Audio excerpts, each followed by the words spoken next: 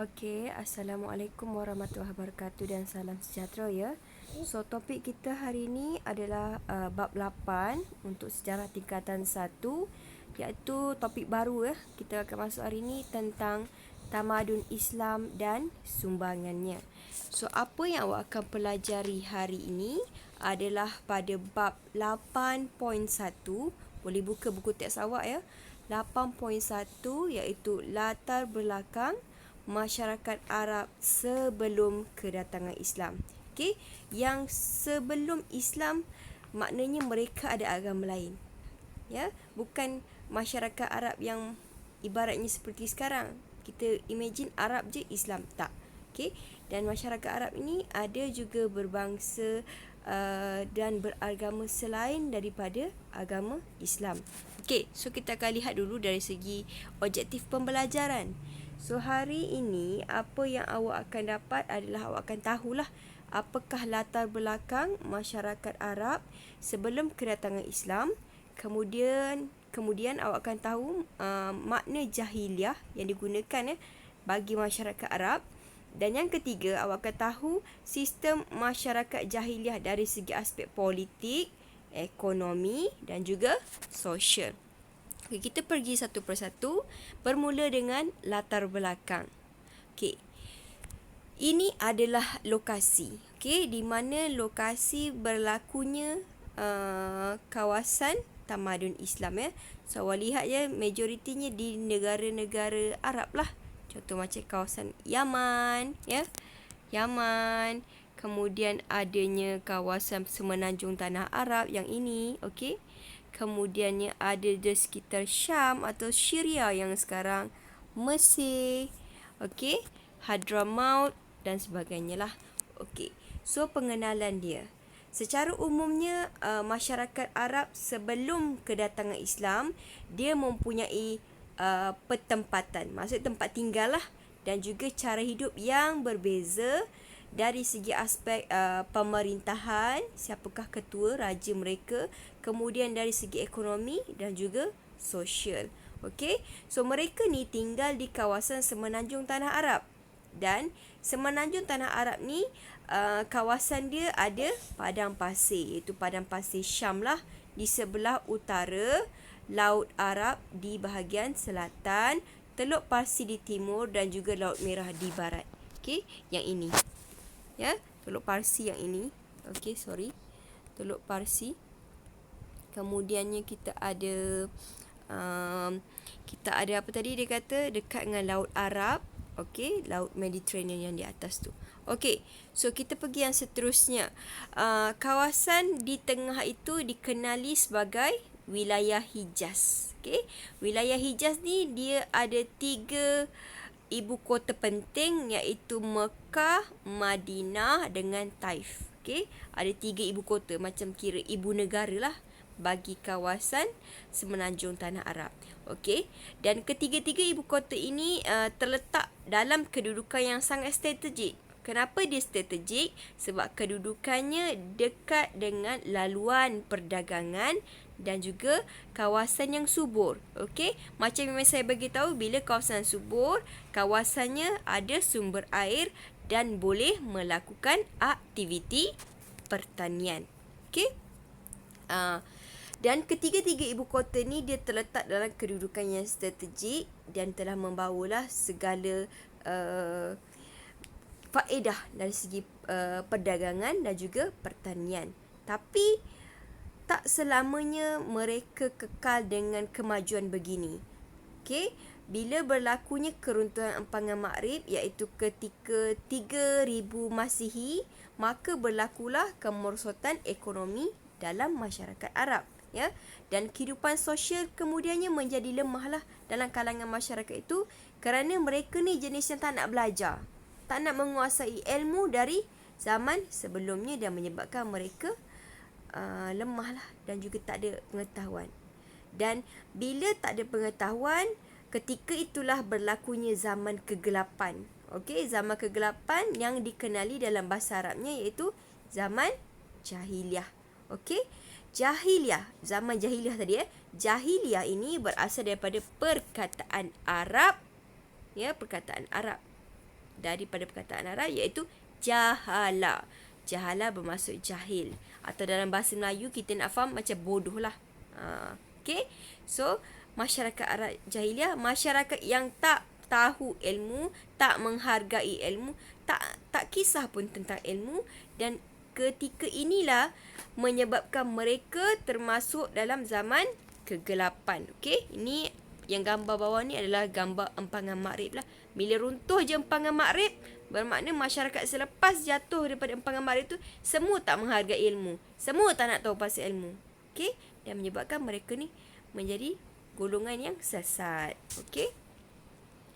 Dan topik kita yang kedua dari segi 8.1 ini, kita akan tahu jugalah tentang sistem masyarakat jahiliah. Okey, sistem masyarakat jahiliah ni kita lihat pada 3 aspek.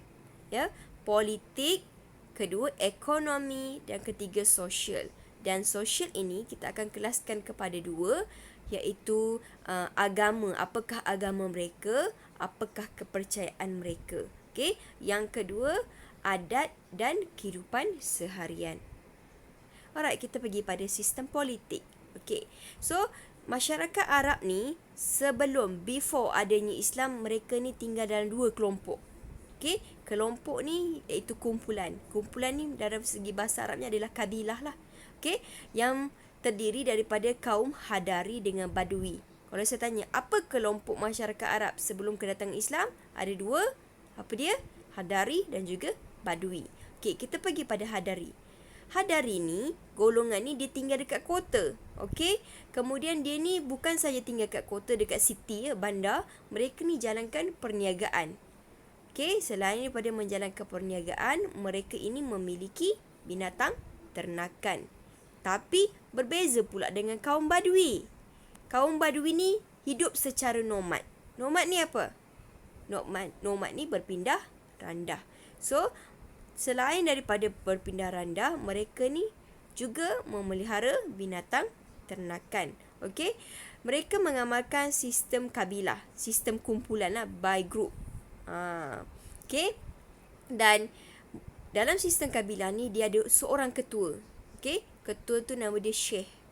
Okey, dan penyatuan masyarakat berkabilah ni adalah berasaskan keturunan, ya, yang ditekankan tentang semangat asabiah. Maksudnya semangat perkauman lah, macam kira kita panggil resis, lebih kurang macam tu. Konsep yang sama lah. Okay? Mereka ni bermegah-megah dengan kabilah masing-masing. Contoh, macam kabilah A. Akulah yang paling hebat, akulah yang paling kuat. B kata bukan, kabilah B yang paling hebat. Maksudnya mereka sentiasa bermegah antara satu sama lain. Okay? Dan mereka ni sangat suka berperang. Kenapa kena berperang? Bila perang tu mereka menang, mereka boleh mendapatkan kuasa. Maksudnya kedudukan mereka lebih kuat dan pengaruh mereka lebih besar, serta harta mereka juga melimpah ruah. Sebab mereka dah kaut harta daripada pihak yang kalah. Okey. So, di kawasan Mekah juga ada terdapatnya kaum Arab Quraisy, ya, yang mentadbir dan memajukan perdagangan. Cumanya Mekah ni seringkalilah diancam musuh. Musuh sangat sukakan kawasan Mekah, sebab Mekah ni maju. Ada perniagaan, ada sistem politik yang bagus. Sebab tu selalu diserang oleh tentera Abrahah. Ya, di bawah pemimpin Habsyah. Habsyah pemimpin Abrahah ni area nak dekat dengan Afrika sana tu. Okey. So, mereka ni memang datang ke kawasan Mekah. Mereka nak hancurkan Kaabah yang dibina di kawasan Mekah tadi. Okey. Dan pentadbiran di Mekah ni telah diuruskan oleh badan ataupun jabatan lah, yang mentadbir beberapa bidang tugas lah, seperti dikenali sebagai Darun Nadwah. Okey. Manakala dari segi aspek ekonomi, bila saya sebut je pasal ekonomi, awak kena fikirkan kewangan, duit. Okey. Bila apa yang menghasilkan duit, apa yang menghasilkan pendapatan, ya. So, dalam lokasi Semenanjung Tanah Arab yang awak lihat tadi, awal-awal tadi, kawasan Semenanjung Tanah Arab ni kawasan dia padang pasir. So, tak boleh kata semua kawasan Tanah Arab ni boleh tanam tanaman. Okey. dan semenanjung tanah Arab ni mempunyai tanah yang kurang subur untuk pertanian. Ya, hanya di sesuatu kawasan saja yang mereka boleh menanam.